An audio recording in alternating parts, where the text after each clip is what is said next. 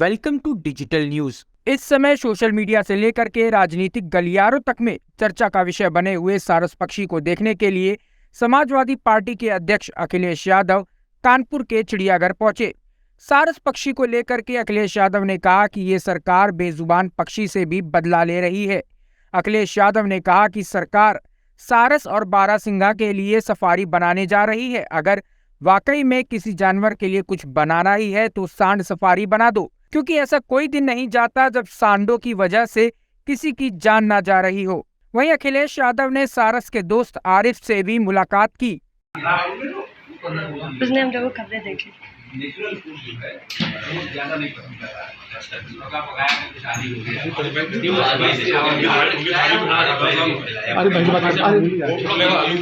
अंडा उसको मिलता है, बैठ कर पका देना। उसको एक अंडा दे रहे हैं सर, पोटैटो दे रहे हैं उबला हुआ, दाल चावल दे रहे हैं, प्याज दे रहे हैं, लहसुन दे रहे हैं, पत्ता गोभी दे रहे हैं। रात में मत दो क्या लहसुन, बीजेपी वाले विरोध कर देंगे। सर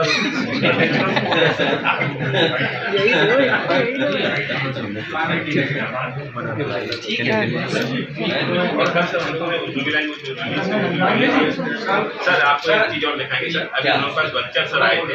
अरे बच्चे भी दिखाने कल सपा अध्यक्ष ने बताया कि सारस अमेठी से कानपुर के चिड़ियाघर आया है, जहां उसे क्वारंटाइन में रखा गया है। अखिलेश यादव ने सरकार पर आरोप लगाते हुए कहा कि ये सरकार अपराधियों और माफियाओं को छोड़ करके बेजुबान जानवरों की मदद करने वालों पर ही कार्रवाई कर रही है। अखिलेश यादव ने तंज भरे शब्दों में कहा कि घायल सारस की मदद करने वाले आरिफ की सराहना करने के बजाय उल्टा उसी पर जुर्माना और मुकदमा कर दिया गया। अखिलेश यादव ने इरफान सोलंकी के मामले में बोलते हुए कहा कि मैं जिससे मिलने जाता हूं सरकार उसी को उंगली कर देती है। जैसे विधायक इरफान सोलंकी से मिलने में कानपुर जेल आया था तो उसे घर से दूर महाराजगंज जेल भेज दिया गया। सारस को भी नहीं छोड़ रहे। और मैंने कहा प्रेस कॉन्फ्रेंस में, दरवाजे के अंदर आते क्या हम इरफान सोलंकी से मिलने चले गए कानपुर, इधर ही आओ, उसे महाराजगंज भेज दिया। ये देखो हम सारस से मिलने चले गए, उसे चिड़ियाघर भेज दिया। हम जिससे मिलने चले जाएंगे उसके खिलाफ कार्रवाई हो जाएगी। अब मुझे लगता है कि बड़े बड़े अधिकारी जो अन्याय कर रहे हैं उनसे मिलने जाना पड़ेगा। अभी मैं अखबारों में पढ़ रहा था एक दिन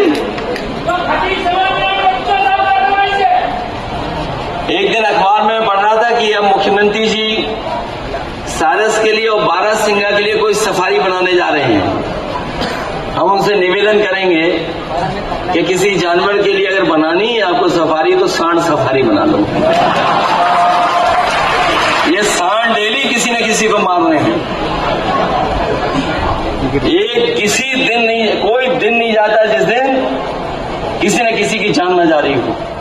बता दें कि अखिलेश यादव खटिक समाज के सम्मेलन में हिस्सा लेने कानपुर आए थे, जहां उन्होंने जातिगत जनगणना की वकालत करते हुए कहा कि इस रास्ते से ही देश में रामराज्य आएगा।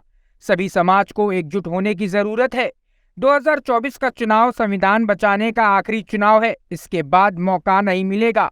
लोगों में जागरूकता फैल गई है कि जो संविधान हमें बाबा साहब ने दिया है उसे ये सरकार खत्म कर सकती है। 2024 का चुनाव है, इसमें बहुत सारे ऐसे मुद्दे चलेंगे। आपको विचार इस बात का करना चाहिए कि जिस सरकार ने सिक्योरिटी दी हो और सरकार के 2 गनरों की हत्या हो गई हो, आखिरकार सरकार की इंटेलिजेंस क्या कर रही थी? जिसको जान का खतरा था, बिना रिपोर्ट के आपको सिक्योरिटी मिलती नहीं है, और जब आपको सरकार ने ही पूरी जांच करके सिक्योरिटी दी है तो आखिरकार फेलियर किसका है? पूरा का पूरी जिम्मेदारी अगर किसी की थी तो सरकार की थी। जिम्मेदारी सरकार की ये बनती थी कि हत्या नहीं होगी, इस तरह की शूट आउट नहीं होगी। वहीं कार्यक्रम से निकलने के बाद अखिलेश यादव कानपुर के चिड़ियाघर पहुंचे। उनके साथ सारस के मित्र आरिफ भी थे।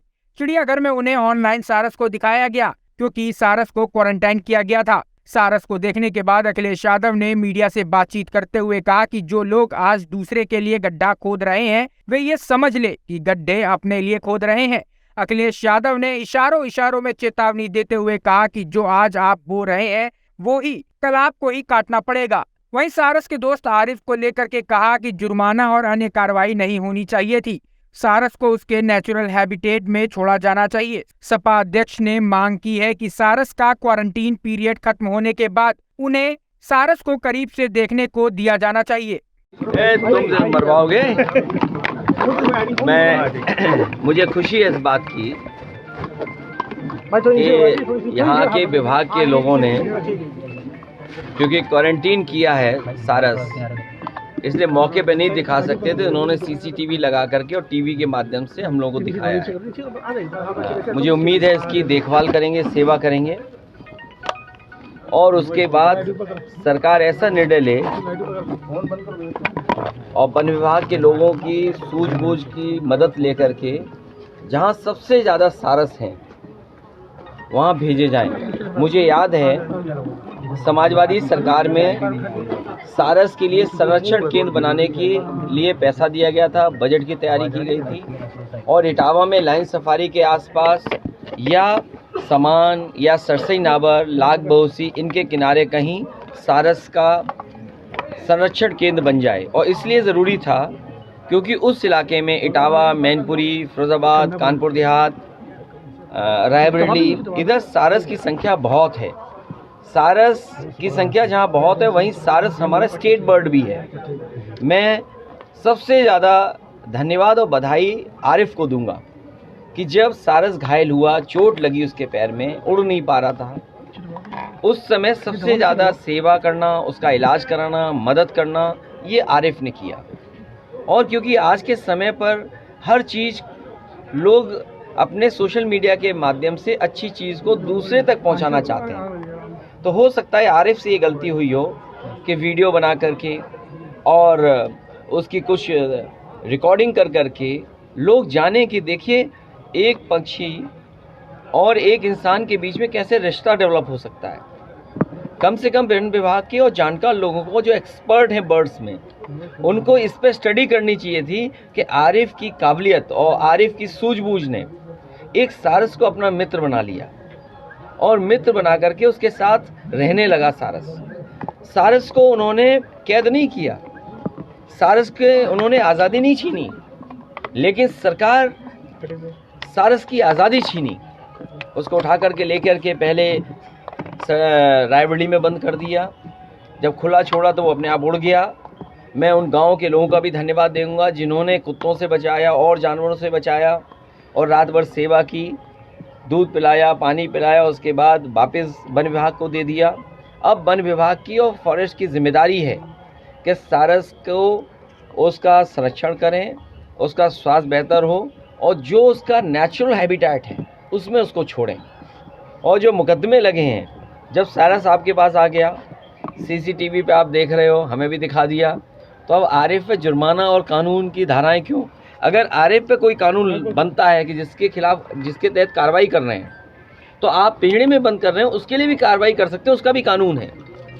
अगर कानून आरिफ के लिए था तो कानून उसके लिए भी है कि आपने कैद कैसे कर दिया। तो इसलिए कानून अगर ये कहता है तो कानून को पालन होना चाहिए। आपने हालात देखे?